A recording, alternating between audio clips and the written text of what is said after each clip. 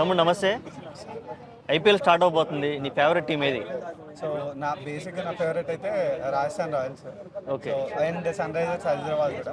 So ఆ రెండు teams బాగా ఆడతాయి అనుకుంటున్నాను. ఈసారి ఎవరు కప్పు కొట్టే అవకాశం ఉంది? హోప్స్ ఎవరి మీద ఉన్నాయి ఎక్కువ? నాకైతే Sunrisers Hyderabad, because I'm Hyderabad. So okay.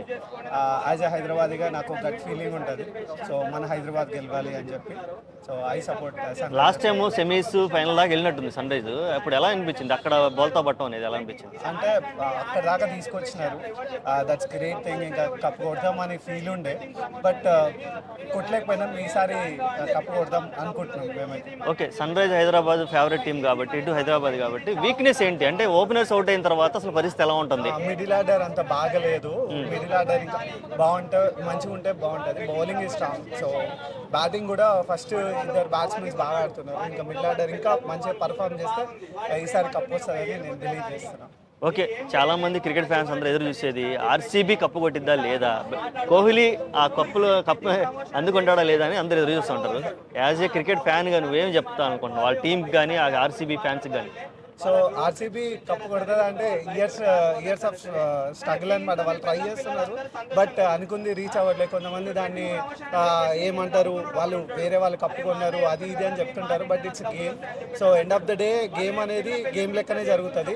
So every time ఒక్కటే టీం విన్ కాదు. కొన్నిసార్లు ముంబై ఇండియన్స్ అయింది, కొన్నిసార్లు సిఎస్కే అయింది. సో ఆర్సీబీ కూడా ఏదో ఒక రోజు కొడుతుంది అనే హోప్ అయితే ఉంది. డెఫినెట్లీ కోహ్లీ ఉంటాడు ఆ టీంలో, and he's a king maker. మీ అందరికీ తెలుసు Virat Kohli super and excellent batsmen. Number 1 కూడా ఉంది ఆయనకి. So he's great. So world మొత్తం విరాట్ కోహ్లీ గురించి మాట్లాడుకుంటుంది. సో అంత మంచి గొప్ప batsmen. So I hope so RCB will get the cup sooner. Okay, under rated player ఎలా ఎన్ని పదాలను వాడుకోవచ్చు ఇప్పుడు ఈ ప్లేయర్ గురించి? అతనే అక్షర్ పటేల్. అతను ఇప్పుడు ఢిల్లీ కెప్టెన్సీగా పెట్టారు. ఎలా అనిపించింది ఆ న్యూస్ అన్నప్పుడు నీకు? అసలు అంటే it's sensational. So never expected, but talented player. End of the day he's batting style is very unique, and spin ఏదైతే చేస్తారో అది కూడా సూపర్ ఉంటుంది అనమాట.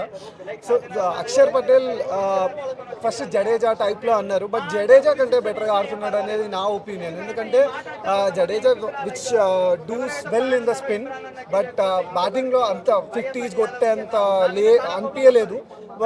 So Jadeja is one of the greatest player. So as a comparison చేస్తారు కాబట్టి, ఎందుకంటే left arm spinner, left arm batter, so అది ఉంటుంది కాబట్టి at the same time Akshar Patel మీద కూడా అంతే హోప్స్ ఉన్నాయి. But he proven that he can get it better and better.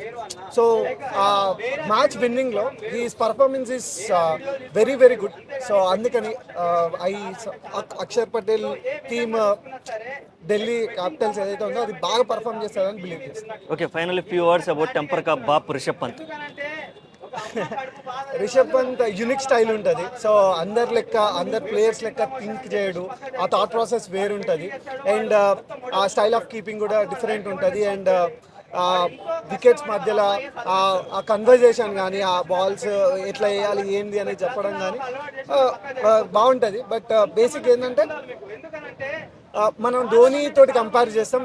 ఎవరి స్టైల్ వాళ్ళదే, ఎవరిని ఒకరితో కంపేర్ చేయొద్దు, because he's different in his own way.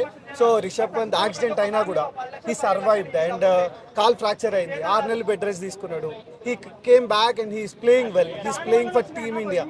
Great thing కదా. సో అట్లాంటి ప్లేయర్స్ని ఒక్కడ ఉంటారు, రిటర్న్ బ్యాక్ అయ్యి మళ్ళీ బౌన్స్ బ్యాక్ అయ్యి మళ్ళీ రీస్టార్ట్ చేసి, ఇదొక ఇన్స్పిరేషనల్ స్టోరీయే. సో రిషబ్ పంత్ కూడా ఖచ్చితంగా మంచిగా ఆడతాడని హోప్ చేస్తాను.